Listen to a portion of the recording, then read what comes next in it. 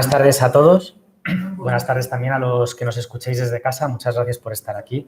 Muchas gracias a los ponentes. Es un verdadero honor y un lujo contar con vosotros para un tema que ya fue apuntado ayer por la tarde-noche y ha sido apuntado también esta mañana y se ha planteado desde dos perspectivas. ¿Es posible ser liberal sin ser europeo o europeísta? Y la pregunta que queremos poner en revisión en esta mesa, y para ello contamos con tres expertas: ¿qué tiene de liberal Europa? ¿Qué tiene de liberal el proyecto europeo? Y si Europa sigue siendo liberal y si el proyecto liberal original europeo, en caso de que lo fuese, puede responder a los retos del momento que, como se ha ido anunciando a lo largo de las jornadas, son bastantes. Tengo el gusto de presentarles a Belén Becerril, que es profesora de Derecho de la Unión Europea en la Universidad San Pablo CEU, a Ana Mar Fernández, que es profesora titular de Ciencias Políticas y cátedra Jean Monnet en la Universidad Autónoma de Barcelona, y a Nuria, profesora de Derecho Constitucional Europeo de la Universidad de Barcelona. Nuria González. Muchas gracias a la Universidad San Pablo CEU por darnos cobertura, a la Fundación Conversación por acogernos y al Club Tocqueville por colaborar en todo el desarrollo de estas jornadas de principio a fin con nosotros. Así que muchísimas gracias. Belén, tienes la palabra.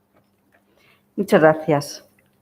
Bueno, yo quería también agradecer a Armando Cerolo, a la Fundación Conversación, a la Universidad de San Pablo, que es mi universidad, y al Club Tocqueville por la invitación. Estoy encantada de estar aquí. Han sido 2 días buenísimos, muy ricos y he aprendido mucho.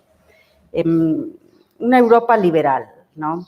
Yo quería hacer un breve recorrido, ¿no? Una mirada a la historia de la integración europea, ¿no? Una perspectiva no desde el liberalismo, ¿no? Un brevísimo recorrido, ¿no? Desde los 50 hasta ahora, desde esa mirada liberal, ¿no? Bueno, la puesta en marcha del proyecto, los años 50, la búsqueda de la paz, la idea del mercado común, ¿no? Y desde el inicio, ¿no? Desde el 57, el Tratado de Roma, el evento, ¿no? de la libre circulación. Puesta en marcha durante los primeros años, hasta 1970, en realidad un poquito antes. La integración es el desarme arancelario, ¿no? El proceso de eliminación de los aranceles, que, bueno, que es un éxito, ¿no? Y que se logra incluso un poco antes de llegar a los 70. Y el inicio de lo que llamamos la integración negativa, ¿no? Es decir, la eliminación de aquellas medidas que, sin ser un arancel o sin ser una cuota, que ¿no? rápidamente quedan prohibidas en el marco de este proceso, restringen el comercio, ¿no? Una cosa a la que ponemos un nombre terrorífico, que es medidas de efecto equivalente a las restricciones cuantitativas. Vamos, una medida que de algún modo supone una restricción a la libre circulación o una limitación en el acceso, ¿no? al mercado. Pues estas normas, ¿no? Dice la Comisión Europea, el Tribunal de Justicia, están prohibidas salvo que estén justificadas en un interés general, y aquí hay pues, unos listados, ¿no? en el tratado, y ahí está pues, salud pública, está ¿no? protección del patrimonio, está moralidad, está ¿no? seguridad, están distintas causas que permiten justificar una restricción a ese principio de libertad.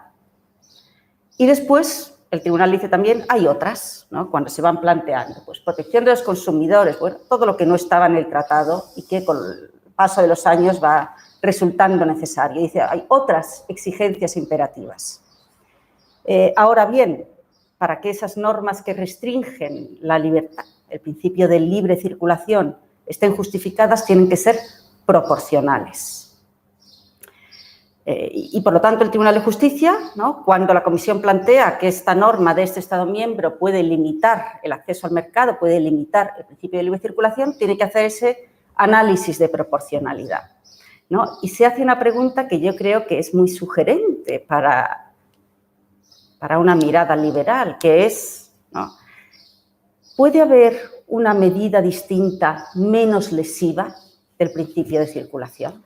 ¿No? Esa es la pregunta que el tribunal se hace ¿no? en cada caso, ¿no? con todas estas normas. Norma italiana que exige que la pasta se produzca exactamente, qué casualidad, como lo hacemos nosotros, ¿no? Con trigo duro, maravilloso, tal, ¿no? Pero, ¿y no puede haber una medida menos restrictiva, ¿no? Que no impida la importación de toda la pasta del resto de Estados miembros? ¿No valdría una etiqueta? ¿No valdría? No, bueno, no hay una medida menos lesiva. Por supuesto, el principio es, ¿no?, la libre circulación y las excepciones, ¿no?, tienen que ser interpretadas del modo, pues, más restrictivo. Y, bueno, aquí se recorre un camino muy importante ya con la integración negativa, pero esto tiene un límite porque al final, pues, hay una diversidad legislativa, ¿no?, y para dar un paso más, ¿no?, en ese espacio de libertad que quiere ser el mercado común, hace falta integración positiva, ¿no?, hace falta legislar juntos. Y para eso, el gran paso de ya estamos en los años 80 es regla de la mayoría, ¿no? Si los gobiernos europeos quieren hacer un gran mercado, quieren crecimiento económico, quieren ofrecer esas posibilidades a las empresas, a los ciudadanos europeos, ¿no?, hace falta que admitan la posibilidad de utilizar la regla de la mayoría, porque si no, esto no es posible, ¿no? Y ese es el gran paso del Acta Única, años 80, todavía con el mismo objetivo de lograr el mercado interior, ¿no? Legislemos juntos y esa tensión que siempre va a existir entre mercado y otros intereses generales la vamos a resolver en común, ¿no? Medio ambiente, protección del consumidor, salud pública, lo que sea, ¿no? Vamos a hacer juntos ese equilibrio, ¿no? Y después, como esto es, ¿no?, a pesar de la regla de la mayoría, tremendamente difícil, hay una aproximación complementaria que es reconocimiento mutuo, ¿no? Bueno, pues reconozcamos mutuamente esas legislaciones nacionales que son diversas, pero que al final persiguen, ¿no?, unos mismos objetivos, ¿no? Y ya estamos en 1992, ¿no?, un gran mercado interior, ¿no?, con pocos nichos, un camino recorrido, pues yo creo que importantísimo, ¿no?, y que ha sido el corazón de la integración europea, ¿no?, el corazón de la integración europea durante todos estos años. Uno abre, ¿no?, y voy a leer una sentencia al azar del Tribunal de Justicia, una norma al azar, ¿qué se encuentra? Se encuentra el mercado interior y el derecho de la competencia, ¿no? Y, bueno, pues todo esto yo creo que desde una perspectiva liberal pues es importante, ¿no? ¿Hay un aire liberal? Sí, yo creo que sí, ¿no? Y hay una difuminación al final de la relevancia de ese principio de nacionalidad, ¿no? Porque esto a lo que me he referido inicialmente con las mercancías, pues después se extiende, ¿no? La libre circulación de mercancías lleva, ¿no?, lidera durante muchos años, pero detrás van las otras, ¿no? Y va la libre prestación de servicios, y va el reconocimiento de títulos, que es tan importante para los ciudadanos europeos, para ese espacio de libertad, para poder trabajar en otro Estado miembro. Va la libre circulación de trabajadores, que me permite ir a otro Estado, llevar a mis hijos al colegio, tener los mismos beneficios que otro trabajador, que me permite el acceso bueno, una interpretación amplísima del Tribunal de Justicia y que después se aparta incluso del factor económico, porque es del ciudadano, ya no solo del trabajador, ¿no? Es del ciudadano europeo. Por lo tanto, trasciende esa perspectiva económica, ¿no?, que es fundamental en los primeros años. Y, bueno, yo creo que efectivamente que esto es un horizonte más amplio que se nos ofrece a los europeos y que nosotros valoramos, ¿no? Porque este es el elemento que los europeos valoran más del proceso de integración. Yo buscaba anoche algunos datos porque el Eurostat hace sobre todo 2 grandes encuestas anuales, ¿no? No siempre hace esta pregunta, entonces los últimos datos que encontré son de 2019, ¿no? ¿Cuántos europeos se pronuncian a favor de la libre circulación, de la libertad, ¿no?, la expresan así, para vivir, trabajar, estudiar, hacer negocios en todo el territorio de todos los Estados miembros de la Unión Europea, ¿no? Pues 81% a favor, 6% no saben y 13% en contra, ¿no? Hay un 13% de ciudadanos que están en desacuerdo con ese principio. Fijaos, estos eran datos de 2019 y encuestaban en el Reino Unido también. En el Reino Unido se pronunciaban a favor el 68%. 68% estaban a favor, ¿no? Y esto suponía, respecto a la encuesta anterior, un descenso de 6 puntos desde 2018, ¿no? Es decir, un 6% más de británicos que consideraban que no estaban a favor de un espacio europeo en el que estudiar, viajar, hacer negocios, no, todo esto. Bueno, entonces, ¿no?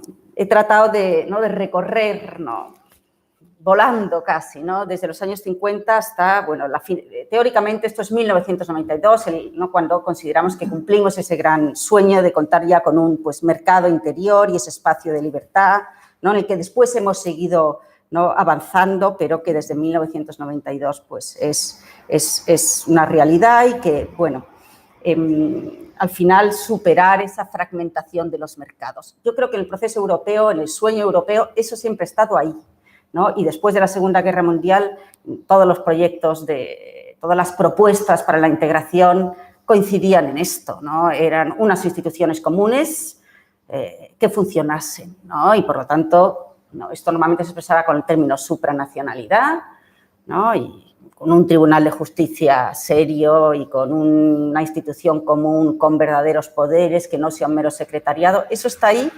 Bueno, desde Coudenhove-Kalergi y el periodo entre guerras, ¿no?, un gran mercado y unas instituciones fuertes, hasta el plan Marshall y el sueño americano, ¿no?, para que los europeos fuésemos también capaces de avanzar en la integración europea, los mismos dos elementos. Libre circulación, ¿no?, también servicios y también trabajadores y unas instituciones fuertes. Esto es lo que se plantea muchos al principio, el marco del Consejo de Europa y tal, y que luego, bueno, queda en menos de lo que habían esperado, pero esa era la apuesta, ¿no? Y yo creo que eso ha sido la realidad, ¿no?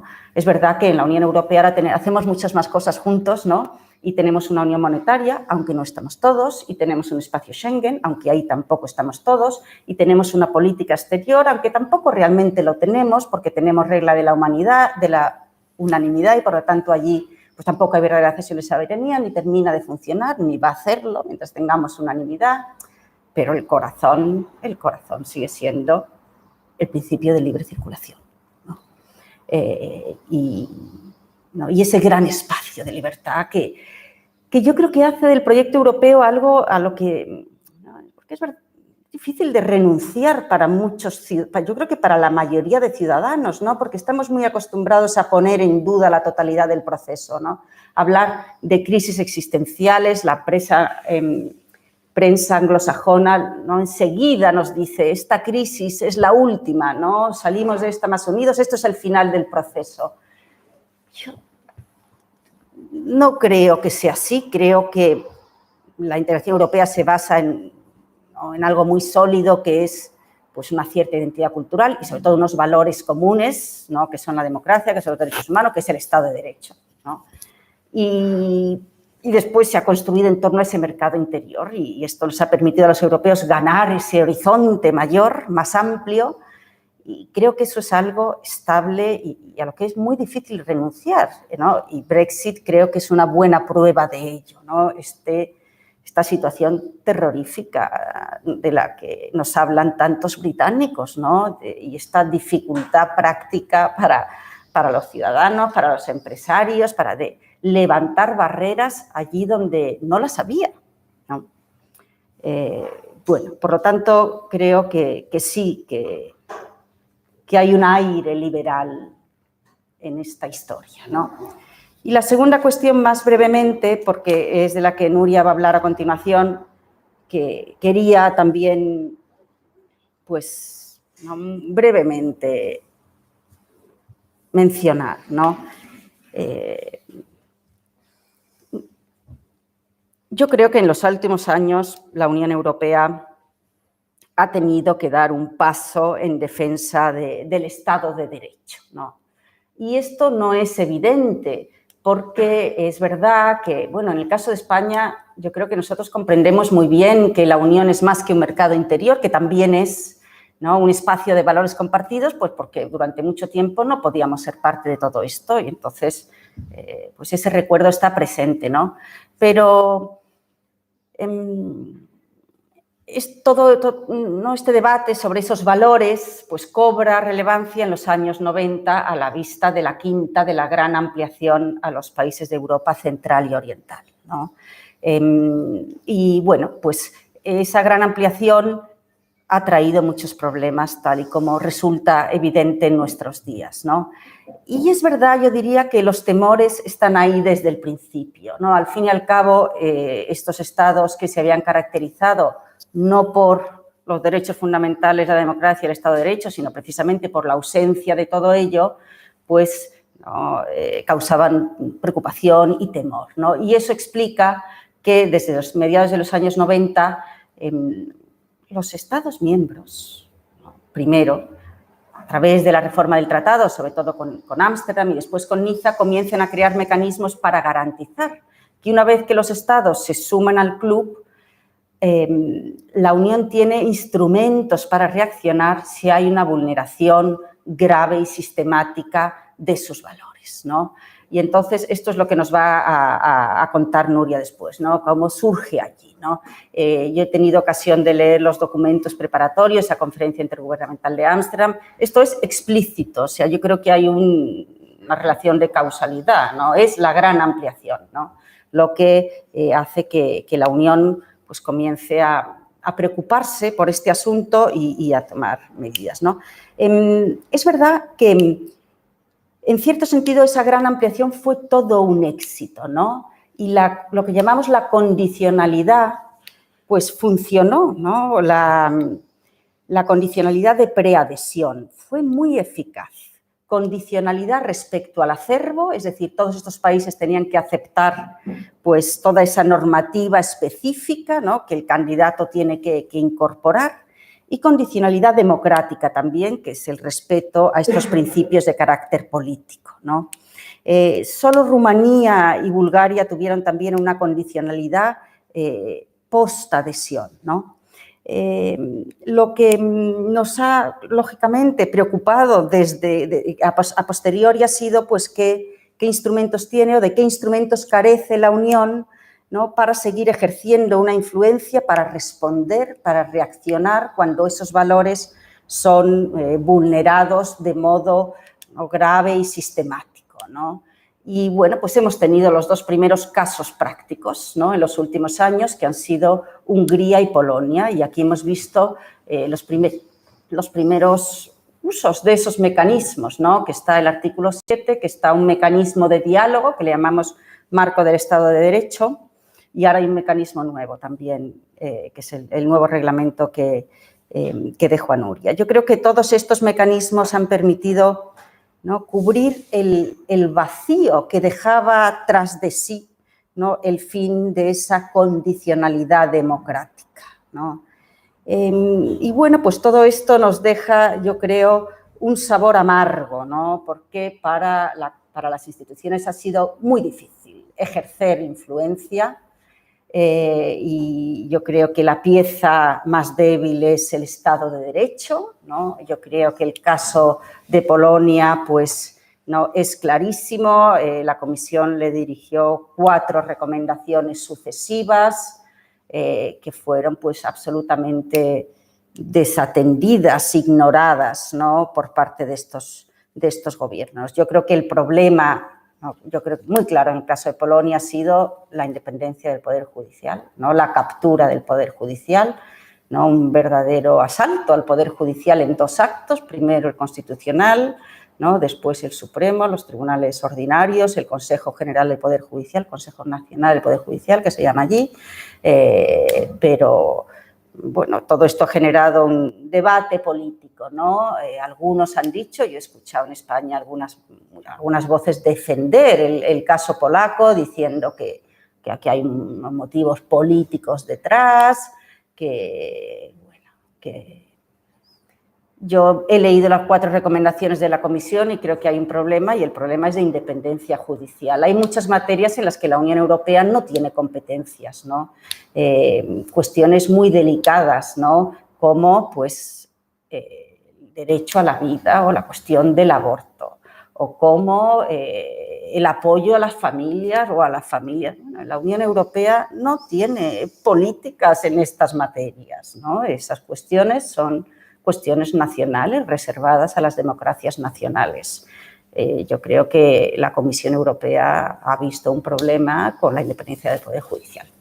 ¿no? Y ha habido pues una frustración porque los mecanismos son muy limitados, pero también ha habido una respuesta. Y también ha habido una respuesta del Tribunal de Justicia y ha habido un paso adelante importantísimo a través de una sentencia que es Jueces Portugueses desde 2018, cuando por vez primera el Tribunal de Justicia ha dicho esto ya no es una cuestión solamente nacional, hay una interpretación autónoma, audaz del artículo 19 del tratado, que, bueno, pues en virtud de la cual el Tribunal de Justicia dice los jueces nacionales aplican también el derecho de la Unión, la independencia del Poder Judicial es también una cuestión. Aquí puede haber un incumplimiento del derecho de la Unión, ¿no? Y ha dado un paso adelante y esto ha dejado de ser, para escándalo de algunos,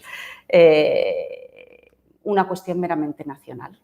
Y, bueno, esto acaba de suceder, ¿no? Acaba de suceder porque yo creo que después de años de frustración, pues la Comisión, yo creo que ha jugado aquí un papel, llevando una y otra vez al Tribunal de Justicia y el Tribunal de Justicia pues ha ofrecido esta interpretación novedosa y, bueno, un poco todos ellos en la idea de que no cabe democracia iliberal y que esta unión es una unión basada en unos valores compartidos, ¿no?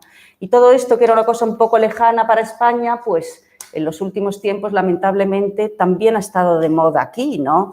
Yo cuando vi la propuesta de reforma de la elección de esos 12 miembros del Consejo General del Poder Judicial, me quedé de piedra porque había leído las recomendaciones sobre Polonia y es verdad que hay una distancia y hay una diferencia porque allí esto ha sido un proceso, ¿no?, que se ha prolongado y que ha tocado, pues como decía antes, ¿no?, hay sucesivas reformas, ¿no?, del Constitucional y en el Supremo, ¿no?, uno detrás de otro. Y en el caso de España, bueno, esto ha sido un caso, ¿no?, pero la norma se parece, es igual. Está ahí en la segunda recomendación a Polonia para la elección de los miembros del Consejo General del Poder Judicial, ¿no? 3/5 en primera vuelta y mayoría absoluta en segunda vuelta, calcada. Y a mí lo que me impresionó en aquel momento es que se pudiera plantear algo así en España, bueno, y también pero yo pensaba, pero si es que en la Unión Europea no hablamos de otra cosa en los últimos meses. Y, bueno, pues vimos una reacción de la Comisión Europea inmediata, incluso, bueno, es que esa tal norma no se ha llegado a aprobar, pero cuando era simplemente, pues, un debate político, ¿no? Inmediatamente una reacción de la Comisión Europea y yo creo que, afortunadamente, eso, por ahora, pues, se ha parado, ¿no? Y, bueno, algunos dirán, ¿no?, qué crecimiento, ¿no?, de la Unión Europea, que, bueno, y en esta materia también, pero la organización jurisdiccional es una cuestión de los Estados miembros. Bueno, sí, pero con un límite, porque esta es una unión basada en unos, ¿no?, valores compartidos y, bueno, pues yo estuve, ¿no?, yo me sentí satisfecha de ver cómo, bueno, pues también de la Unión Europea vienen límites a, ¿no?, algunas tentaciones. Y, bueno, pues yo creo que desde una lectura liberal, pues todo esto es muy importante. Claro que hay una cesión de soberanía, ¿no? Pero, bueno, pues también es una manera de fortalecer, ¿no?, y de limitar nuestra democracia, ¿no? Y, bueno, pues este es también un aire liberal, ¿no?, y muy necesario, ¿no?, la defensa del Estado de Derecho, ¿no?, del Estado de Derecho. Y yo creo que un reto para el liberalismo, ¿no?, y muy en particular la independencia del Poder Judicial. Y nada más. Muchas gracias. Muchas gracias, Belén. Gracias por ajustarte al tiempo. Yo creo que en la pregunta que comentabas de si es posible una medida menos lesiva, ya hay una gran respuesta, ¿no? ¿Cuál es la intención de la Unión Europea desde su origen y ese liberalismo? Más lo segundo que añadías, que va muy en la línea de lo que hemos hablado esta mañana, de esa defensa del Estado de Derecho, porque el Estado de Derecho es una de las patas del Estado liberal.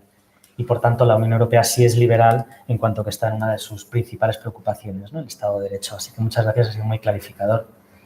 Nuria, cuando quieras. Gracias. Bueno, y también quiero empezar dando las gracias a Armando, a la Universidad San Pablo CEU y a la Fundación Conversación por acogernos y por organizar estas jornadas. Como decía Belén, me voy a centrar en esta idea de cómo la Unión puede continuar con este proyecto liberal si algunos Estados miembros, de manera además muy desafiante y sin ningún tipo de rubor, se califican a ellos mismos como democracias iliberales, ¿no? Y el propósito es ser una democracia iliberal. Y el riesgo del proyecto europeo no es tanto el euroescepticismo en estos países, porque si miras las encuestas y los estudios de opinión, no estamos hablando de países que quieran salir de la Unión Europea, sino que simplemente desmantelan una parte de la democracia liberal constitucional.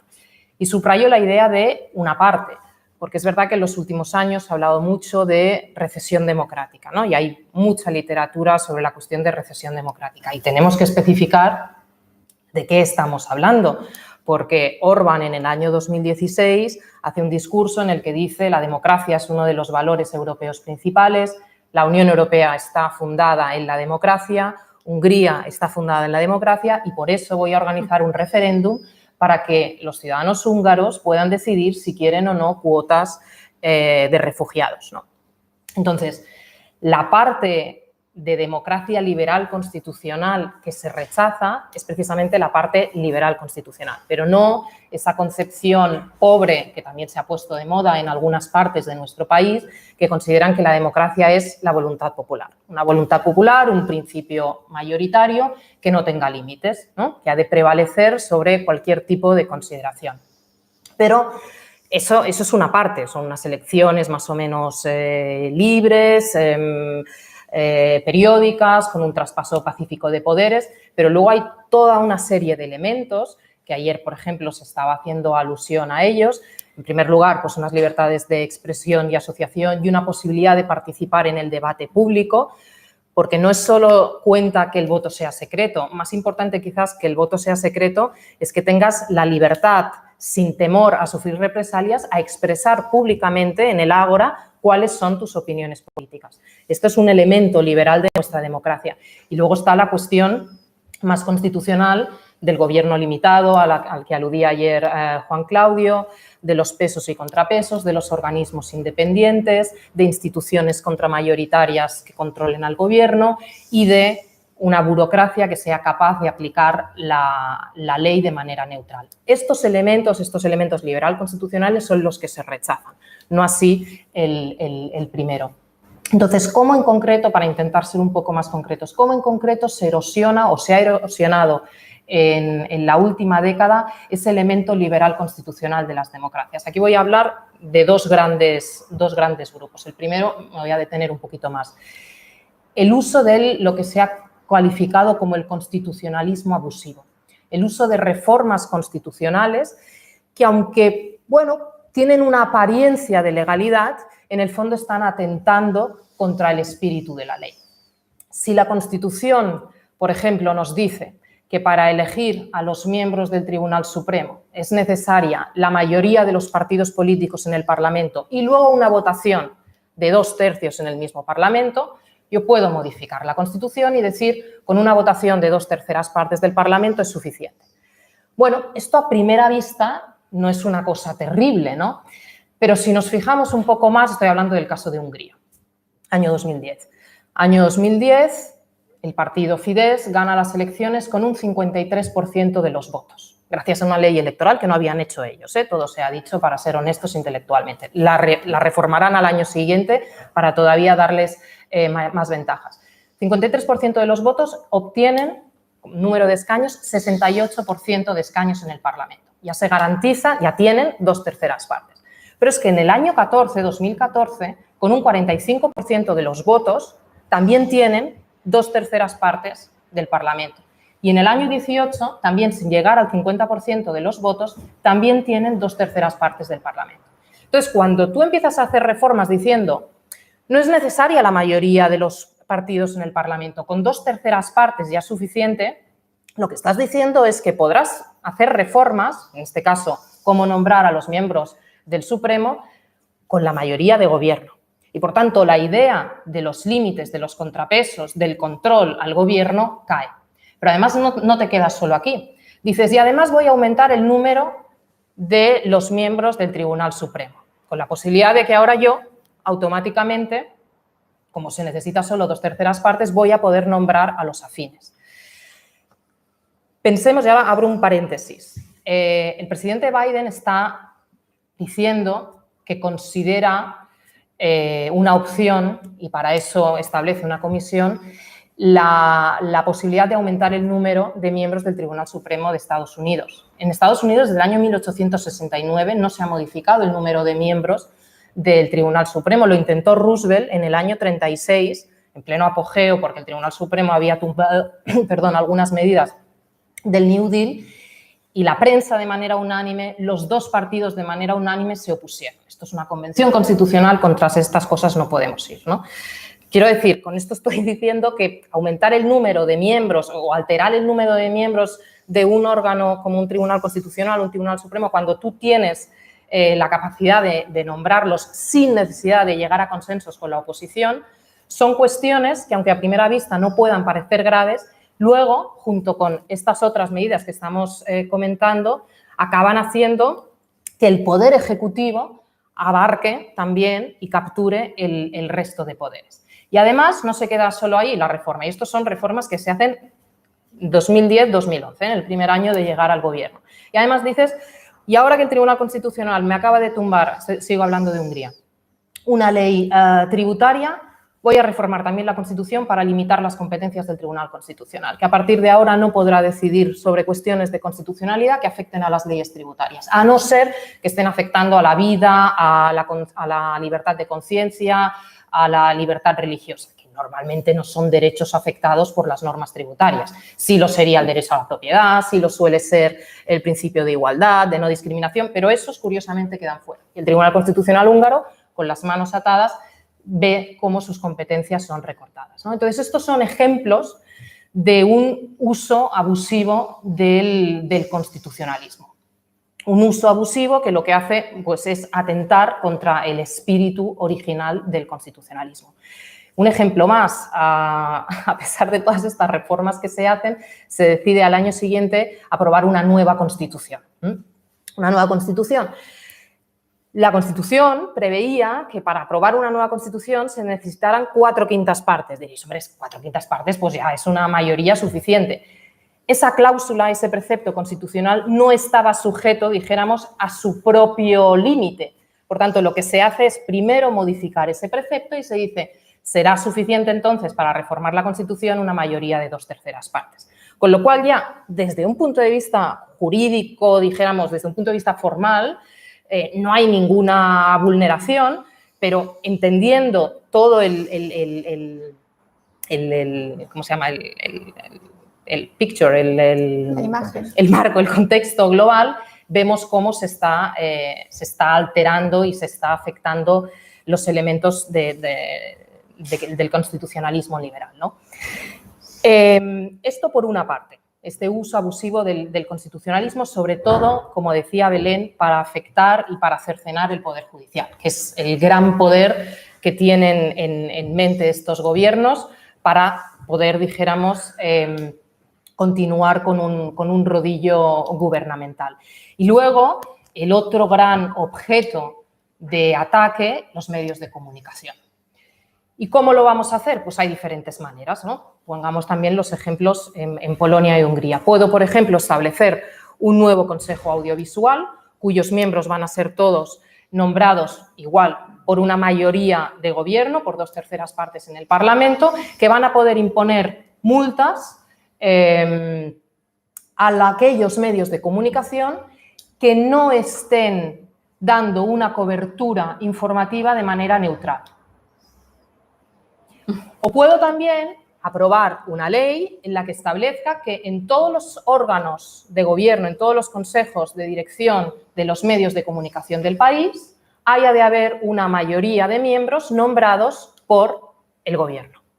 Y, por tanto, me aseguro mi presencia, y además una presencia mayoritaria, en los órganos de dirección de los medios de comunicación. Por tanto, lo que quería aquí resaltar era, no sé cómo voy de tiempo, pero que los dos grandes objetivos son poder judicial, que es uno de los grandes poderes para limitar y para controlar el poder ejecutivo, y los medios de comunicación, que son necesarios en el marco de un espacio público plural, ¿no? Porque es precisamente el elemento pluralista de las democracias liberales lo que también se quiere cercenar.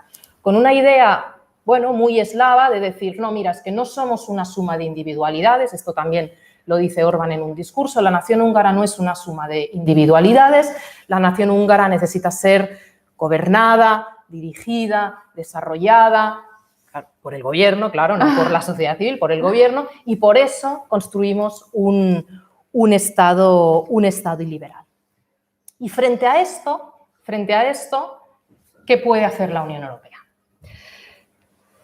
Yo creo que hay en estos momentos 5 grandes instrumentos.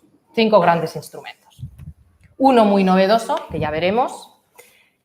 4 no tan novedosos, 2 muy específicos y 2 que habían estado siempre, que en realidad son los que mejor han funcionado. Pero bueno, vamos por el principio.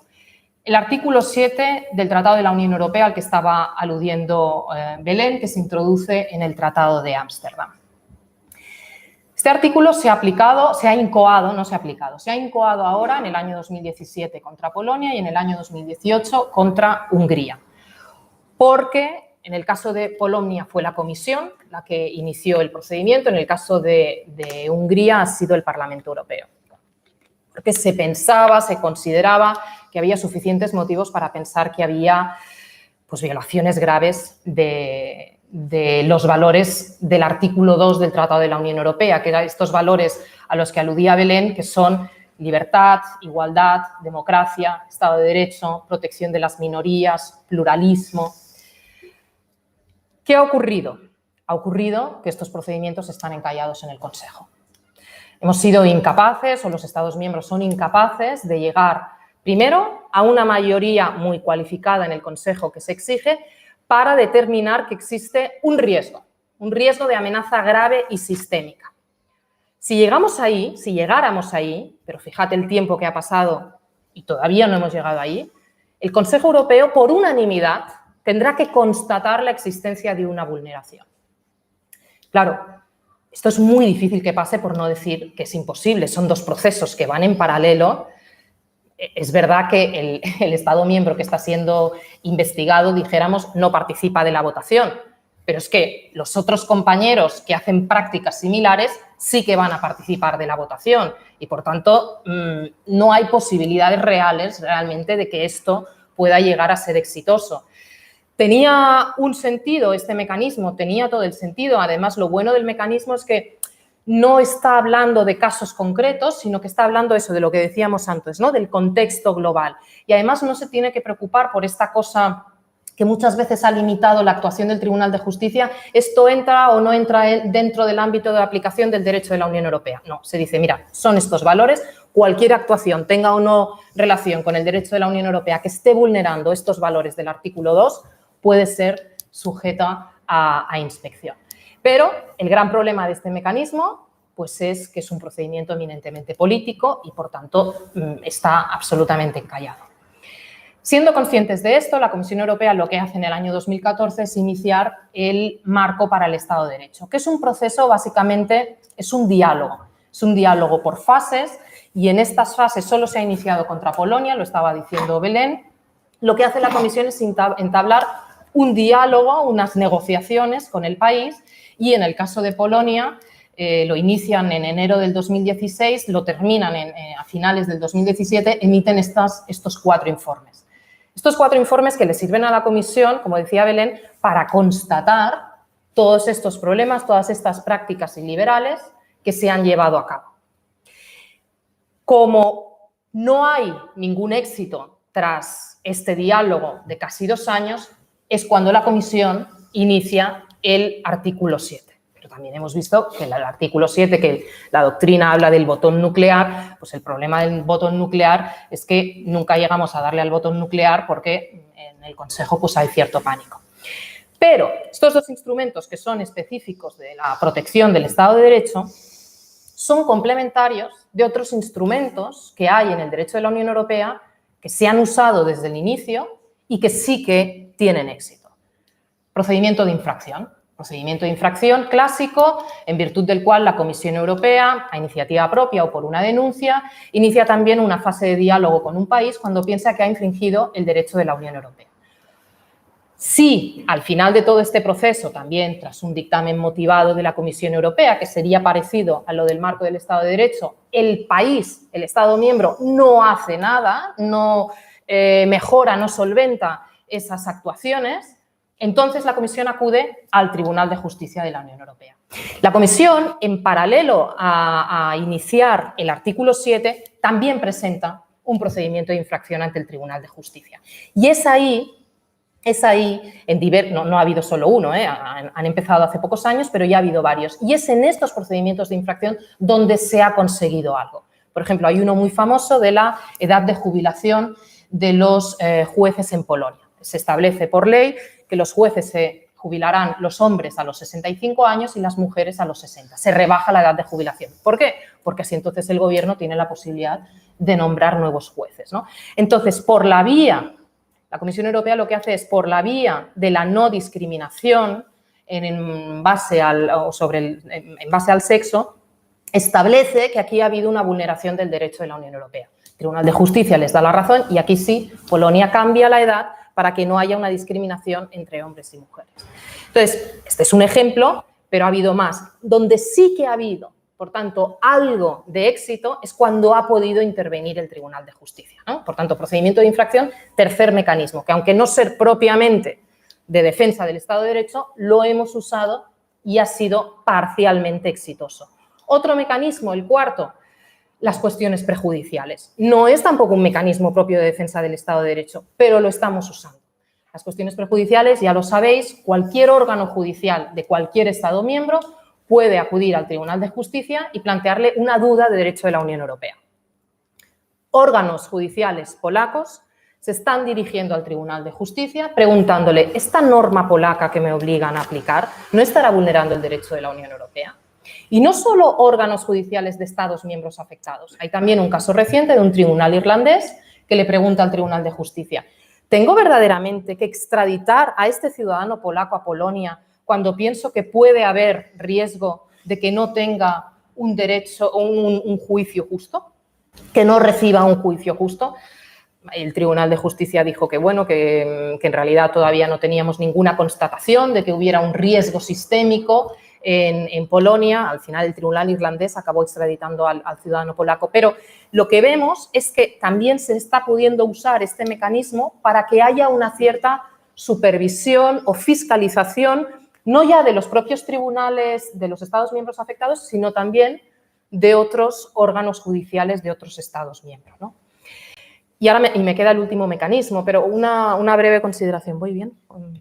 Me quedan 3 minutos, vale, muy breve. ¿Es el Tribunal de Justicia el mejor foro para discutir esta cuestión eminentemente política? Hay ventajas, claro. El Tribunal de Justicia se pronuncia, no como el Consejo, pero quizás la legitimidad del tribunal, sobre todo también en estos tribunales, va a sufrir mucho, ¿no? Esto es una pregunta que la dejo aquí sobre la mesa.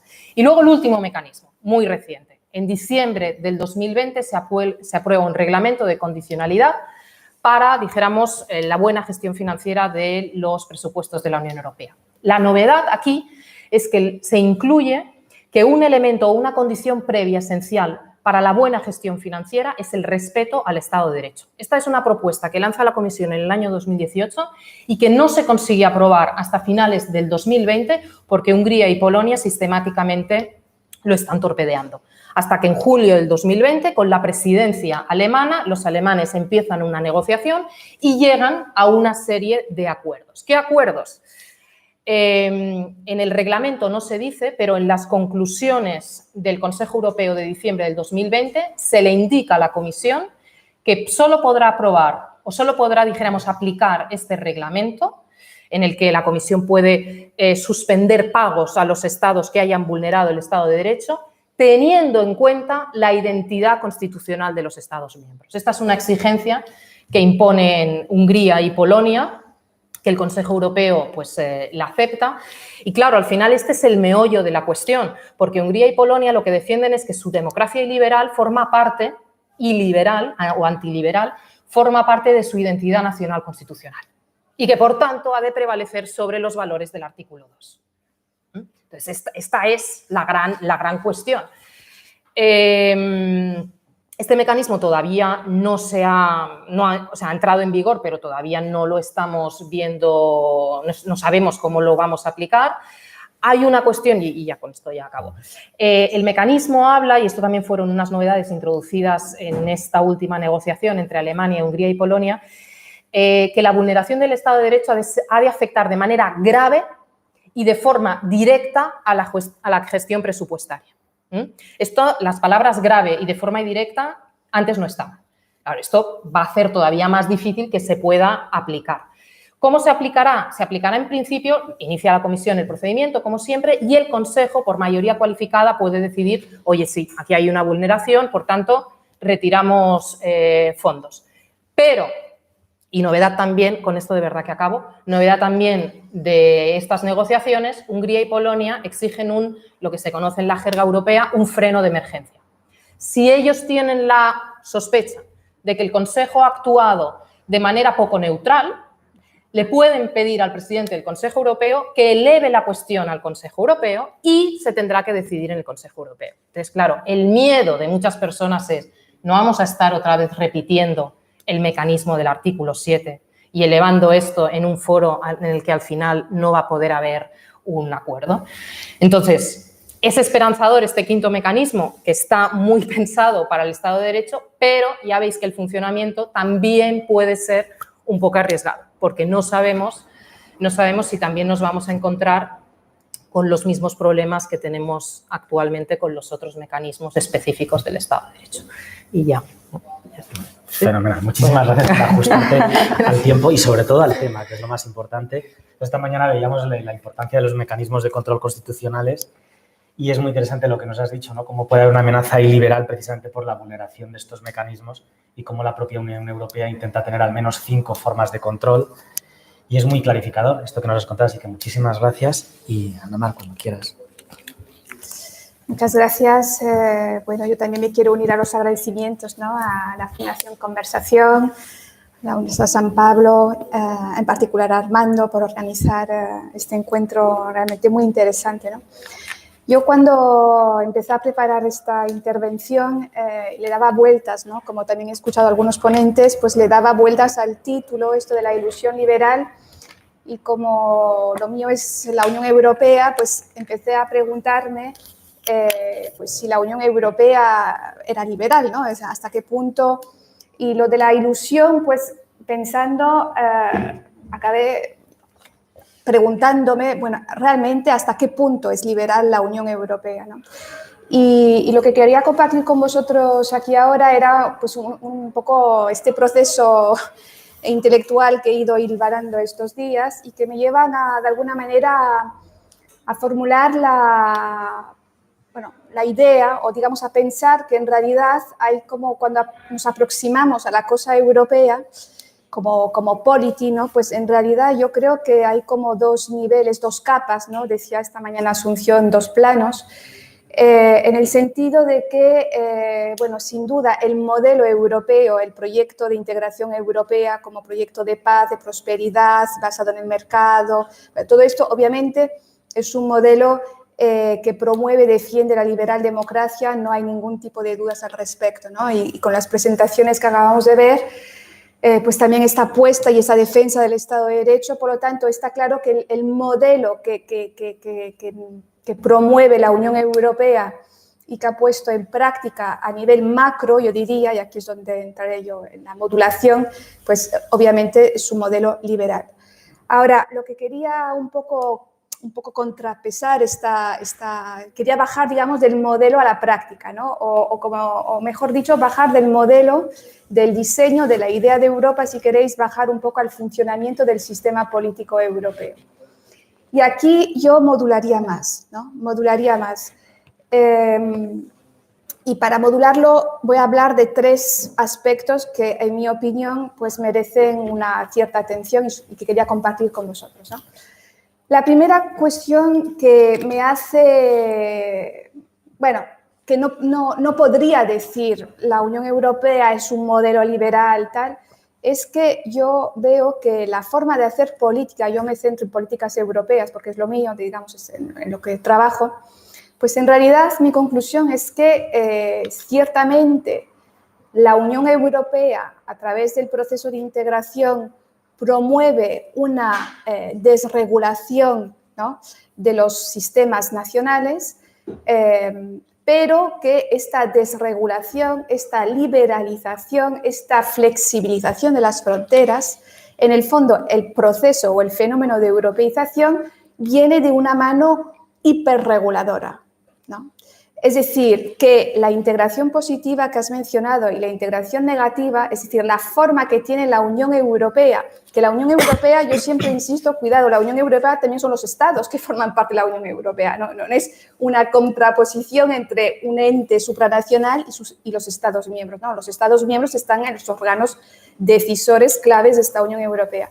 Pero bueno, lo que sí veo es que hay un contraste y una dinámica funcional que nos lleva a pensar que en realidad la parte liberal es la que afecta a la desregulación nacional de las esferas domésticas, pero que para llevar a cabo este mercado único, para crear políticas supranacionales, lo que hace la Unión Europea en realidad es hiperregular, ¿no? Lo dijo Magoreno en el 96, el Estado regulador, y no regula poco, regula mucho, muchísimo, ¿no? Solo hace falta leerse las directivas y meterse en cualquier reglamento europeo o directiva europea para ver hasta qué punto la Unión Europea, en los ámbitos en los que tiene competencias, pues utiliza todos los mínimos aspectos de esta competencia y realmente hiperregula, ¿no? De tal manera que la primera idea que quería compartir con vosotros es que en realidad acabo pensando, y yo soy muy europeísta, pero que el Leviatán europeo es bastante intervencionista, ¿no? Porque no deja mucho margen a los Estados miembros. De tal manera que, hablando de Hungría y de Polonia, que son cuestiones diferentes porque afectan al Estado de Derecho, de acuerdo, pero es verdad que el impacto que tiene la Unión Europea como Estado regulador sobre los espacios nacionales, sobre las esferas domésticas, pues es normal que crea resistencia, porque lo que pasa a nivel doméstico es una flexibilización, una desregulación, una liberalización, pero que nos viene dada porque nos recibimos un marco regulador que lo regula absolutamente todo, ¿no? Insisto, obviamente tenemos que ir, o sea, no se pueden hacer categorías absolutas y obviamente habría que ir mirando política a política cuáles son porque yo creo que hay una escala, ¿no? O sea, el proceso de integración no es un proceso uniforme, no, hay una escala en la transferencia de poder que hacen los estados hacia esta Unión Europea, y las competencias de la Unión Europea obviamente ni son exclusivas ni van al margen de los estados, porque, insisto, los estados son los que acaban adoptando estas decisiones y las impulsan también, obviamente, a través del Consejo Europeo, ¿no? Pero, no obstante, hay un contraste, ¿no? Yo la imagen, dándole vueltas a esta cuestión de la ilusión liberal, me acababa pensando, a ver si vamos a estar enfrente de un Leviatán europeo muy intervencionista y los que son desregulados, liberalizados, son los estados, ¿no? Y por lo tanto, en este contexto, en esta dinámica, es normal que se produzcan tensiones, porque los sistemas nacionales pues tienen su robustness, ¿no? Como se dice en europeización, tiene su resistencia, tiene sus características, está la cuestión del encaje, del desencaje, hasta qué punto esto que me viene de la Unión Europea, este acervo comunitario, todas estas normas, ¿no? Que además no olvidemos que a raíz del 2008, especialmente para países como España, es que la Unión Europea ha ido entrando en ámbitos que realmente no eran de su competencia, ¿no? Con el tema de las medidas estructurales, pensiones, no sé qué, donde realmente pues se escapa del marco jurídico de los tratados, ¿no? Por lo tanto, de alguna manera, la reacción nacional tiene su razón de ser, ¿no? Y obviamente todo esto se tiene que modular, como digo, no es lo mismo la política social que la política, que el mercado único, etcétera, etcétera, ¿no? Por lo tanto, ciertamente el mercado único, la libre circulación es el tronco, ¿no? Es el eje, es el vértice, pero no hay que perder de vista que para construir mercado único nos viene de arriba una hiperregulación que tiende a la desregulación, a la armonización de lo que pasa a nivel doméstico, ¿no? Y para modular esto, pues hay principios, Belén mencionó uno antes, que es la proporcionalidad, también se menciona mucho el tema de la subsidiariedad. Yo personalmente, pero es una opinión personal, considero que son principios muy civilinos, ¿no? Porque el grado de la proporcionalidad o el grado de la subsidiariedad definido como umbral de suficiencia para determinar qué nivel de poder tiene que intervenir, bueno, son principios casi filosóficos, pero a la hora de la práctica, tanto es así que en el 92, creo que en la cumbre de Edimburgo, tanto Reino Unido como Alemania estaban a favor del principio de subsidiariedad y defendían visiones totalmente opuestas, ¿no? Los unos para hablar de los Länders y los otros para decirnos las competencias en manos de los estados. Quiero decir que aquí también yo creo que la Unión Europea a veces se apoya a unos principios voluntariamente civilinos para fluidificar, o sea, facilitar la toma de decisión, pero que también habría que mirarlos con más detalle, ¿no? A lo que voy es que este Estado regulador europeo, en el fondo, ha ido funcionando a base del principio de eficacia, ¿no? Esta idea de, o sea, ¿cómo se legitima esto, ¿no? Pues se legitima porque, si ya lo decían los neofuncionalistas, si al final tenemos resultados, pues los estados, la ciudadanía, pues lo irá aceptando porque al final lo que prima pues es la eficacia, la eficiencia en un mundo global, etcétera, ¿no? Pero ¿qué pasa cuando tienes una crisis, ¿no? Cuando tienes una crisis, pues lo que pasa es que la ciudadanía, esto ya no es suficiente, ¿no? Esto que se llama, eso de hacer policies without politics, ¿no? Vamos a ir produciendo políticas, pero sin debate político detrás, ¿no? Porque lo que prima es el funcionamiento del mercado, luego todas estas políticas colaterales que cuelgan del mercado, pero, bueno, entonces esto nos conduce a una crisis de representación política, ¿no? En varios niveles, porque, por ejemplo, lo hemos visto con la crisis del 2008 y que creo que algún ponente lo mencionaba, no sé si esta mañana o ayer, pero es el tema de, creo que es Manuel que hablaba de gobernanza o Marc esta mañana. Claro, yo lo que he visto es que con la crisis del 2008 la ciudadanía no entendía que había una política monetaria europea y esto del euro les parecía una cosa muy abstracta. Lo que sí entendían es que si tenían un problema con sus ahorros, a quien miraban era al Estado y decían, oye, tu Estado, gobierna, interviene, ¿no? Nacionalización de los bancos. Es decir, la ciudadanía en un momento dado reacciona en un momento de crisis aguda. No me hables de Europa, no me digas que el Banco Central tiene que hacer esto o lo otro, ¿no? Yo lo que quiero es que tu Estado, que es donde yo tengo mi lealtad depositada, acabas rindiendo cuentas, ¿no? Por lo tanto, yo creo que la Unión Europea ha entendido de que esto de hacer políticas sin política, con el driver de la eficiencia, pues llega un momento que no funciona cuando tienes una crisis. Esto funciona en periodos de bonanza, cuando todo va bien, etcétera, pero no en momentos de crisis. Y esto me lleva a un segundo punto que quería compartir aquí, que es el tema de cómo se toman las decisiones, ¿no?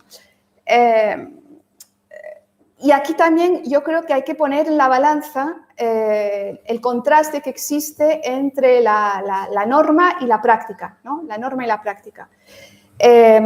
¿Por qué? Bueno, pues, por ejemplo, porque si nos fijamos en el Consejo Europeo, ¿no? Pero si nos fijamos, el Consejo Europeo, bueno, sabemos que es como una cosa muy exclusiva, es normal que deliberan a puerta cerrada, que, bueno, lo podemos entender, ¿no? Pero el Consejo, ¿no? El Consejo, que es el nivel ministerial, que es al fin y al cabo, pues el colegislador es donde se adopta, es la cámara territorial donde se van adoptando las decisiones, ¿no? Pues cómo funciona el Consejo. Y aquí, la intervención de esta mañana de Asunción, pues realmente yo estaba pensando cuando le escuchaba, digo, es que realmente aquí también hay un problema de rendición de cuentas, ¿no? ¿Por qué? Pues porque se ha instalado en la cultura política europea la idea de que lo que prima es el consenso, se decide por consenso, ¿no? Con la crisis vimos el fin del consenso permisivo, ¿no? Esta idea de la eficacia es el driver de las políticas, Pero luego, si nos vamos a los órganos decisorios y cómo se toman las decisiones, ¿qué es lo que vemos? ¿No? Pues vemos que en el Consejo de la Unión Europea, donde se reúnen los ministros, pues la regla dice que la regla es la mayoría cualificada, ¿no? Las decisiones se toman con carácter general de acuerdo a una norma que es la mayoría cualificada. Sin embargo, ¿qué sabemos de la práctica? En la práctica sabemos que solo en el 20% de los casos hay una votación explícita, ¿no? En el momento del Consejo de la Unión. No porque haya habido acuerdo previo en el Coreper y todo, no digo. Cuando no hay acuerdo y esto llega al Consejo, en el fondo se vota en muy pocos casos, ¿no? Se calcula que del orden del 20%.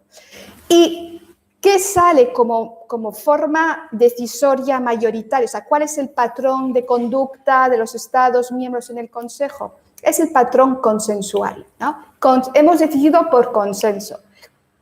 La idea del consenso transmite una idea errónea, equivocada, a la ciudadanía, a los medios de comunicación que están ahí en Bruselas con el micro puesto a la salida de los consejos, porque para mucha gente consenso es igual a apoyo explícito de todos, ¿no? Es igual a unanimidad. Y sabemos que consenso no significa unanimidad, sino que significa ausencia de oposición explícita, ¿no? Ausencia de oposición explícita. Entonces, en el Consejo lo que se observa cuando miras un poco e intentas abrir la black box esta de cómo se hacen las negociaciones, cómo se decide, pues se observa que la deliberación puede ser conflictiva, o sea, puede haber posicionamientos enfrentados entre los Estados miembros, pero al final hay unos mecanismos de control social mutuo en el Consejo que hacen que al final, aunque tú no estés de acuerdo, no lo vas a decir. Puede ser un cálculo racional, porque has negociado otra cosa, porque te van a compensar con otro tema, etcétera, etcétera. Pero al final hay un problema de rendición de cuentas, de accountability, ¿no? ¿Por qué? Porque cuando tú sales de una reunión del Consejo como ministro y dices, hemos adoptado por consenso tal medida, las vacunas, el no sé qué, el tal y qué cual, se transmite a la ciudadanía de que ahí ha habido, pues que no ha habido conflicto, etcétera, etcétera. Lo que sabemos de las deliberaciones del Consejo es que son mucho más conflictivas de lo que parecen. Lo que pasa es que como se decide por consenso y se aísla al disidente, que no tiene incentivos para salir luego en una red de prensa y decir, oye, yo no estaba de acuerdo, pero la mayoría tácita, ¿no? Tal. Entonces, yo creo que a lo que voy es que en la forma de funcionar, ¿no? Si hablamos de democracia liberal, yo creo que en un órgano fundamental como es el Consejo, bueno, una institución, no es un órgano, en el Consejo de la Unión, y seguramente lo podríamos extrapolar a lo que pasa a nivel del Consejo Europeo, pues yo veo que hay margen para la mejora en términos de accountability, ¿no? De rendición de cuentas. Se ve, yo he trabajado mucho sobre votaciones en el Consejo y en comitología, de que hay un registro de las votaciones en el Consejo, tú puedes saber lo que ha votado cada Estado miembro sobre cada cuestión y se sabe que no coincide las votaciones registradas, ¿no? con lo que se decide, con lo que se dice que se ha decidido a la salida del Consejo de la Unión. Hay un desfase en algunos casos, ¿no? Por ejemplo, un Estado no se abstiene, no dice nada durante por eso el consenso, hemos dicho por consenso, ¿no? A lo mejor tú querías abstenerte, la abstención la vas a registrar el día después, pero el medio de comunicación no estará el día después para saber si has votado en contra, si una abstención, etcétera.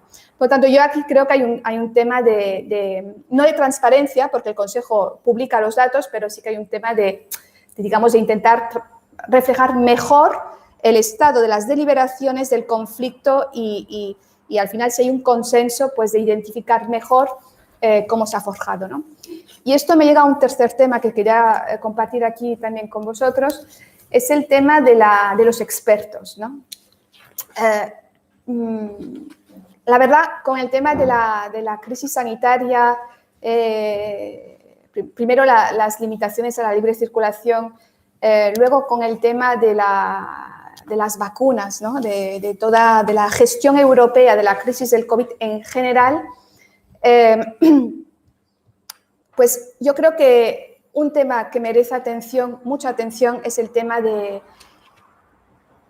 los expertos y hasta qué punto estos expertos deciden, o sea, cuál es el margen de decisión que tienen los expertos y qué transparencia existe respecto a lo que deciden y a quiénes son estos expertos, ¿no? Este debate lo hemos tenido en España con el tema de los expertos inexistentes o reexistentes, bueno, del gobierno, pero en la Unión Europea, ¿qué es lo que podemos observar, ¿no?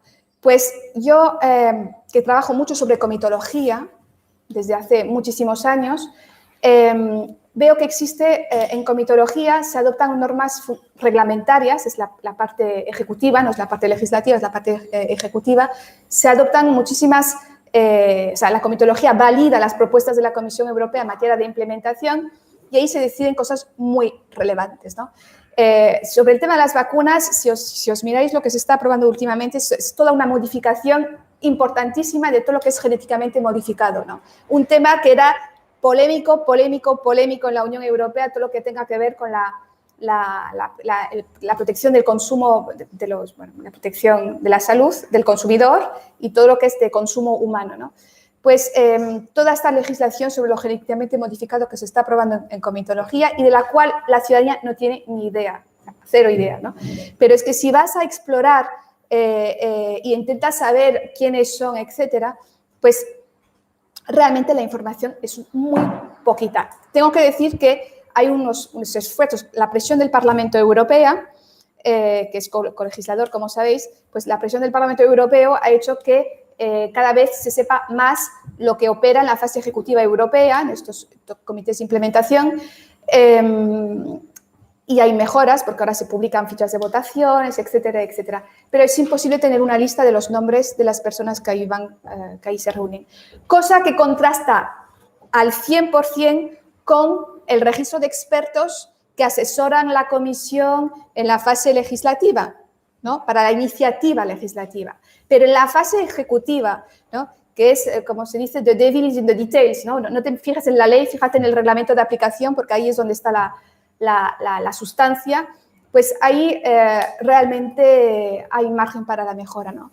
Y eso también me remite a la rendición de cuentas, ¿no? De saber, o sea, yo creo que el tema no es la tecnocracia, ¿no? Pero digamos la rendición de cuentas de qué decisiones se toman, quiénes las toman, qué perfil tienen estas personas. Y yo lo que veo es que hay un contraste en términos de información absolutamente asombroso entre la información que tenemos, los nombres, apellidos, afiliaciones de los expertos que asesoran, por ejemplo, los actos delegados de la Comisión Europea o los grupos de expertos de las fases de iniciativa legislativa y no tienen esa transparencia que existe en este ámbito es totalmente inexistente en la fase ejecutiva, ¿no? Por lo tanto, esos son tres elementos sobre los que quería, digamos, compartir reflexiones que tengo yo personales en mis proyectos de investigación sobre cómo funciona la Unión Europea, ¿no? Tengo claro que el modelo es un modelo de liberal democracia, tengo claro que es lo mejor que ha pasado en Europa a lo largo de los últimos 70 años, pero también soy realista respecto a cómo funcionan las cosas, cómo funciona el sistema, ¿no? Y creo que parte de la desconexión, siempre se dice hay una desconexión entre la ciudadanía europea y la cosa pública europea, esa torre de marfil que existe en Bruselas. Bueno, pero también hay que mirar cómo funcionan estas instituciones para reforzar el vínculo, ¿no? También con la ciudadanía, ¿no? Y esto es todo. Muchas gracias. Gracias. Hablándonos del leviatán regulador, de la falta de transparencia, de la falta de rendición de cuentas, nos pones delante también que la Unión Europea también como sistema, aunque pueda ser liberal, tiene un amplio margen de mejora. Y también hablas de un tema que es importante, que es la conexión con la ciudadanía europea, ¿no? Que me consta que a Belén es una cosa que le preocupa y que en el CEU mueve mucho, intentar comprenderlo.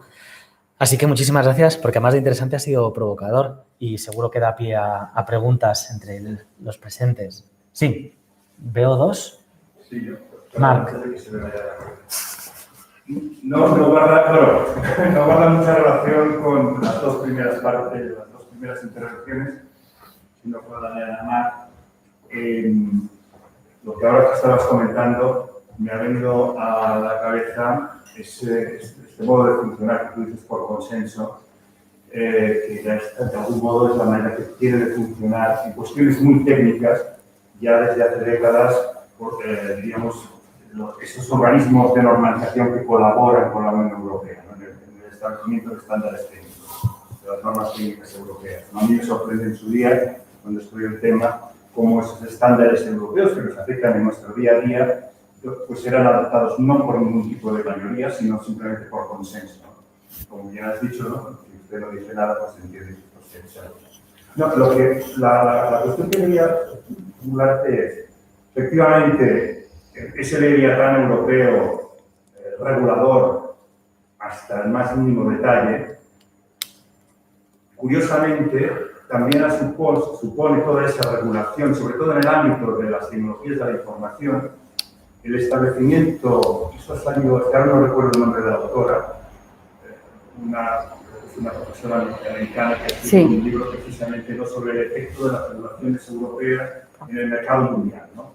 Y cómo esas regulaciones europeas, esos estándares europeos, de algún modo acaban imponiéndose a nivel mundial, ¿no? Porque, bueno, si no, es decir, Europa sigue siendo, que se ve hoy, pues, un mercado muy importante y, por tanto, bueno, pues Google, por ejemplo, ¿no? Tenemos un nombre, pues no le queda más remedio que adoptar esas regulaciones.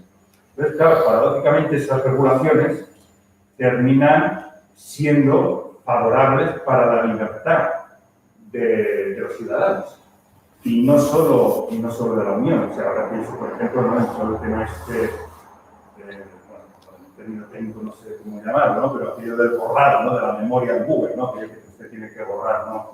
Que además, quiero recordar un poco, ¿no? De una cuestión prejudicial que se planteó precisamente desde España, quiero recordar, ¿eh? Entonces, no sé si en este sentido, es decir, aunque pueda parecer que esa regulación, como decías, ¿no? O me ha parecido entender, pues de algún modo, pues, bueno, coarta o limita las libertades que puedan tener los legisladores nacionales, también es verdad que de algún modo garantiza la libertad de los ciudadanos. O sea, pues sí, creo que entonces he transmitido una idea errónea. No he entendido mal, Yo no he dicho que la Unión Europea coarta las libertades nacionales o individuales. Lo que digo es que tenemos que tener en cuenta de que cuando intentamos declinar lo que es la Unión Europea como sistema político, pues en el fondo es un sistema, es una caja negra, es un gobierno bastante intervencionista. Puede intervenir para darte libertad, o sea, para una mejora, ¿no? Pero sí que tiende a la hiperregulación. No es una entidad que digamos que se mueve por intentar soltar, no sé cómo decir, espacios, ¿no? Pero no he dicho que la intervención europea sea para, digamos, limitar los derechos. No, lo que digo es que esta regulación europea, como se aplica de manera uniforme a los Estados miembros, bueno, dependiendo del instrumento legislativo que se utiliza, pero al final la europeización tiende a querer armonizar y lograr una convergencia europea, pues esto es normal que provoque resistencias. Aunque sea para un bien, ¿no? Como la legislación medioambiental y de lucha contra el cambio climático. O sea, yo no digo que sea mala la regulación europea. Lo que digo simplemente es que tengamos en cuenta que la regulación europea existe y que es mucha y que la desregulación se opera a nivel doméstico, pero no a nivel supranacional. Claro. Sí. Yo también quería incidir en esto que decía Mar y en esto que comenta Ana Mar de la vista expansiva de la Unión Europea. Quería elaborar sobre este asunto, pero también me gustaría conocer la opinión de Nuria y de Belén sobre el tema, ¿no? Claro, está muy bien esta fórmula que resume bien el dilema de la Unión Europea es policies without politics, ¿no? O sea, políticas públicas sin la política, que tiene su contrapartida en que las capitales nacionales se han convertido en politics without policies, ¿no? Y es todo pues, criterio político, o sea, todo lo malo de la política sin el resultado final de la reforma, ¿no? O sea, las reformas de Entonces, claro, uno se pregunta hasta qué punto una cosa es condición de la otra. Pero si la Unión Europea puede ser eficaz porque toda la ineficacia la concentramos en los Estados miembros, ¿no? Y entonces los eurodiputados pueden trabajar tranquilos, ponerse de acuerdo, no fingir desacuerdos, ¿no? O sea, de repente el PP y el PSOE votan juntos, no pasa nada porque lo hagan, tal, ¿no? O sea, estas cosas. Y todo lo que es tóxico y ponzoña se lo comen las capitales, ¿no? O sea, porque, claro, ¿realmente queremos que haya politics también en Bruselas o no? Esta sería la primera pregunta, ¿no? Yo, la Unión Europea a veces la concibo como, o la llamo como una utopía tecnocrática. Y cuando yo la defino así, no estoy seguro de si lo digo peyorativa o admirativamente. O sea, a veces me parece peyorativo, ¿no? Porque efectivamente echo en falta el aspecto, digamos, deliberativo, público, ciudadano, y otras veces me admiro, ¿no?, de lo que consigue avanzar, precisamente porque no nos tiene a nosotros estorbando, ¿no?, a los ciudadanos, ¿no? Por ejemplo, el caso claro es la política monetaria, ¿no? La política monetaria ha absorbido un Maastricht, ¿no? Maastricht fue un gran salto adelante, ¿no?, en esa absorción de soberanía por parte de la Unión Europea. Recordad, sin consultarnos, ¿no? Hubo intentos con Maastricht de someter a referéndum. Nuria, los que sois expertos en historia de la Constitución Europea, pues lo sabéis mejor, pero creo que los irlandeses pudieron votarlo, dijeron que no y se les obligó a votar otra vez para que saliera que sí, ¿no? No sé si fue Irlanda. No, fue Irlanda. Pero ¿qué es lo que ha ocurrido? Que mi generación no conoce la hiperinflación. ¿La? Hiperinflación. O sea, claro, yo recuerdo, o sea, por ejemplo, querríamos ser argentinos y tener una inflación de 2 dígitos todos los años.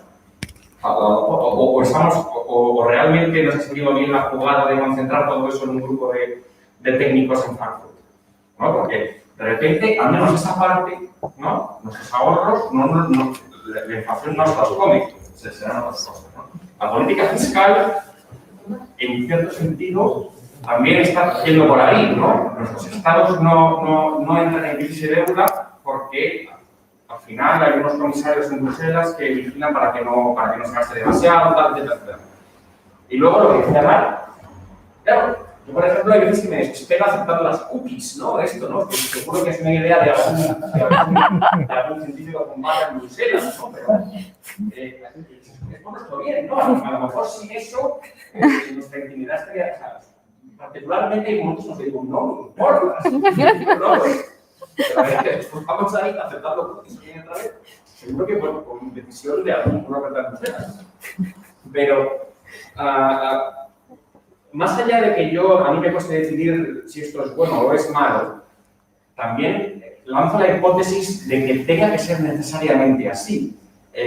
Al menos en este estado de cosas, por la sencilla razón de que tú no puedes tener las politics si no tienes un espacio nacional compartido. Es que, por ser muy concreto y muy y bajarlo a la tierra, no podemos discutir, o sea, no podemos deliberar en ausencia de una lengua común, por ejemplo, ¿no? Es decir, nosotros mantenemos la conversación pública alrededor de las politics en una lengua común, en una koiné. Esto se puede hacer todavía no siendo los Estados-nación.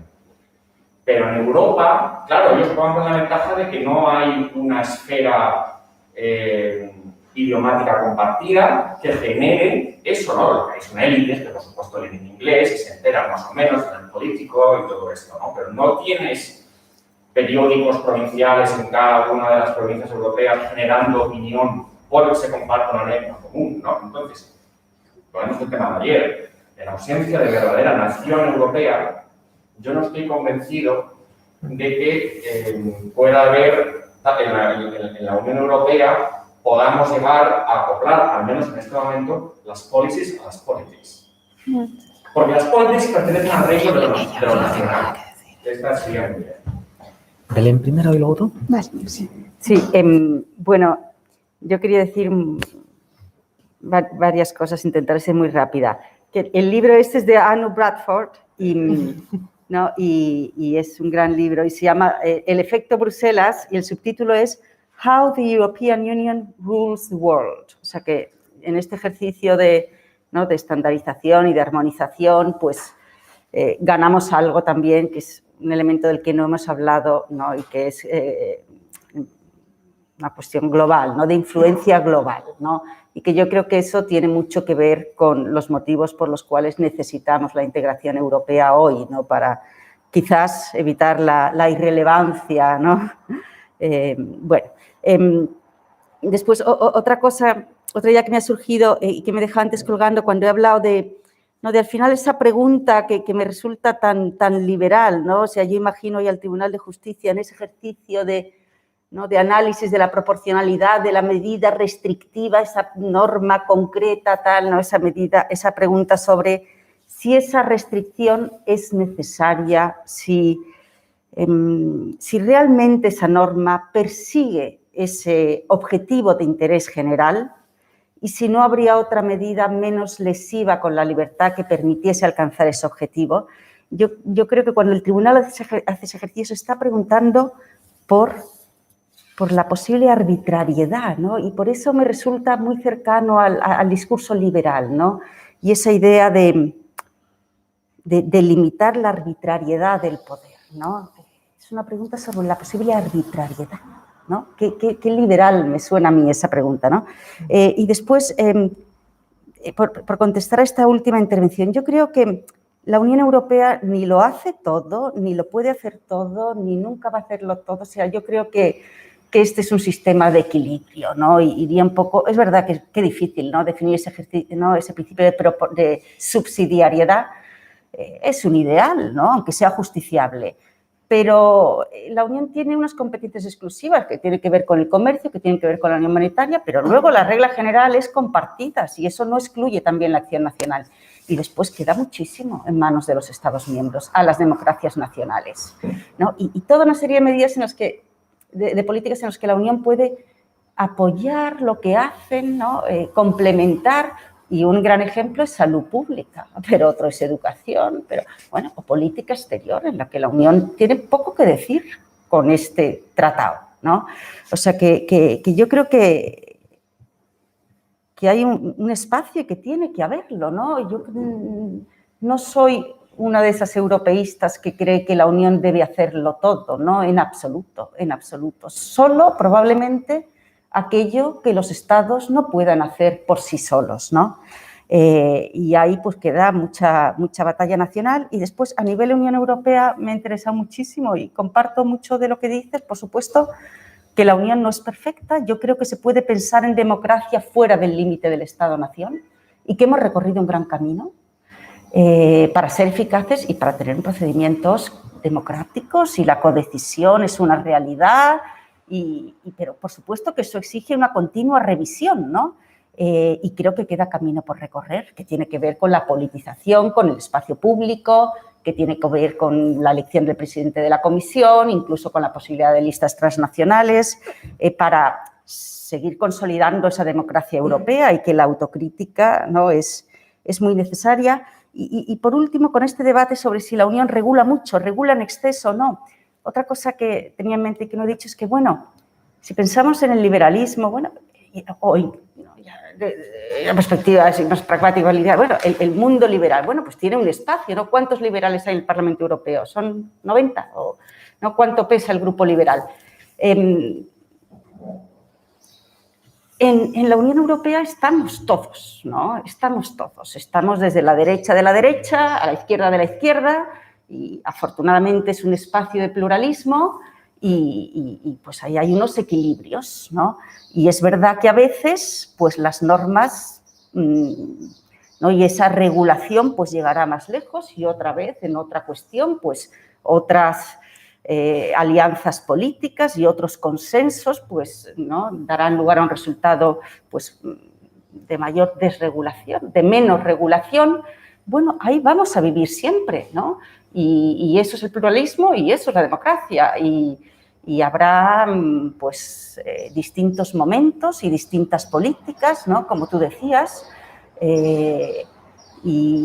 Pero con todo, ¿no? Incluso si vivimos unos años en los que la Unión regula muy en detalle, con todo, al ser una regulación común, ¿no? Mediante ese proceso de integración negativa y luego de integración positiva y de afrontar en común y de resolver juntos esa tensión entre mercado e intereses generales, lo que indiscutiblemente ganamos es ese espacio para hacerlo en común y, por lo tanto, la apertura de todo ese horizonte europeo, ¿no? Y como planteaba la Comisión, ¿no? Pues el resultado es esa posibilidad de vivir en toda la Unión Europea y trabajar y hacer negocios. O sea, la ganancia de libertad es indiscutible, aunque después, por supuesto, no nos movemos pues, en ese péndulo político europeo que al final es un sano pluralismo, ¿no? Y nada más, perdón que me extendí un poco. Bueno, yo coincido con lo que dice Juan Claudio. O sea, creo que la Unión Europea es un sistema que funciona, creo que es bueno, muy bueno para la ciudadanía que exista, pero no obstante aplico una lectura realista a cómo se toman las decisiones y cómo se hacen las políticas y al final qué tipo de mayorías reflejan, ¿no? Sobre la cuestión de las políticas sin políticos y de los políticos sin políticas, hay un número especial de una revista, me parece que es el Journal of European Public Policy, que hizo un trabajo muy interesante donde estudian que hemos pasado a nivel europeo me refiero, ¿no? De las políticas sin políticos, esto de la eficiencia, pues que desde las elecciones europeas del 2014 hay una creciente politización, una mayor fragmentación del arco parlamentario europeo, aunque sigue habiendo bloques obviamente predominantes, y para estos autores, que es Jonathan Zeitlin y otros, si os interesa os pasaré la fuente, pues dicen que a partir del 2014 entramos en una dinámica donde se modula esto de las políticas sin políticos, porque hay un mayor grado de contestación en el arco parlamentario europeo respecto a estas formas de hacer política, ¿no? El problema que identifican los autores es una compilación de artículos, hay varios, pero una de las conclusiones es que el problema viene cuando el problema viene si se llena el Parlamento Europeo, por ejemplo, de anti-europeístas, ¿no? Porque entonces ya no, tienes la política, porque es gente que delibera y que tiene un proyecto político, pero es para derribar el sistema, ¿no? Entonces, estos si son una minoría, pues lo puede sostener el sistema, pero si se convierte en una mayoría es cuando realmente hay un peligro, ¿no? Sobre el tema de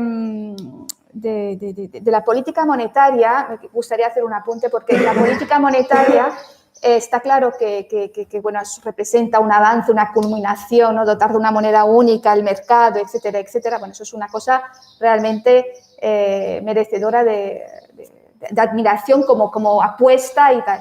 Pero no hay que perder de vista que cuando se implementa la política monetaria, es una política monetaria diseñada especialmente para un Estado miembro que es Alemania, pensando en aquel entonces que la Unión Europea o la zona euro es una zona armónica desde el punto de vista económico y no se tuvo en cuenta que podías tener movimientos anticíclicos, ¿no? Que es lo que pasó con España. O sea, que lo que le va bien a Alemania puede ser una catástrofe para España, como de facto ocurrió, ¿no?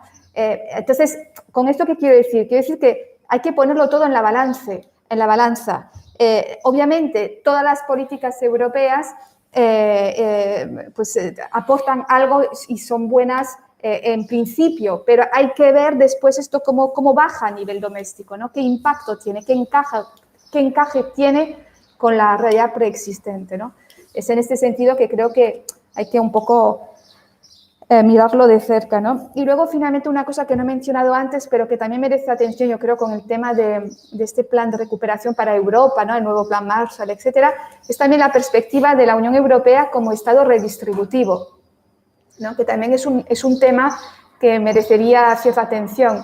Está claro que el plan actual es un plan excepcional, circunscrito a un periodo de tiempo muy corto, etcétera, etcétera, pero aquí también, claro, no es exactamente la imagen que me hago de un Estado liberal, ¿no? Es decir, es un Estado que ya desde la primera ampliación pues ha entrado en una dinámica redistributiva para cohesionar económicamente y social, bueno, los Estados miembros, y está muy bien. España se ha beneficiado en primer lugar de esta política y está muy bien que sea así, pero esto nos dice que el Estado europeo, no es un Estado, pero que la Organización Política Europea pues opera también con sus políticas redistributivas, pues como un Estado más bien del lado intervencionista que del lado liberal, si hacemos esta contraposición, ¿no?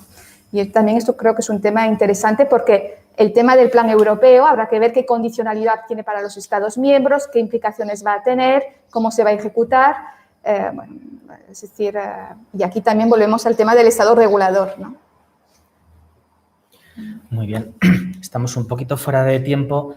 La siguiente mesa va a ser un encuentro con políticos, que es un poco la continuidad de lo que hemos estado hablando. O sea, lo que yo creo que queda claro de esta mesa es que no se puede pensar lo liberal siendo realista sin pensar lo europeo, con lo cual no son dos partes de dos temas distintos, sino que son dos partes de un mismo tema.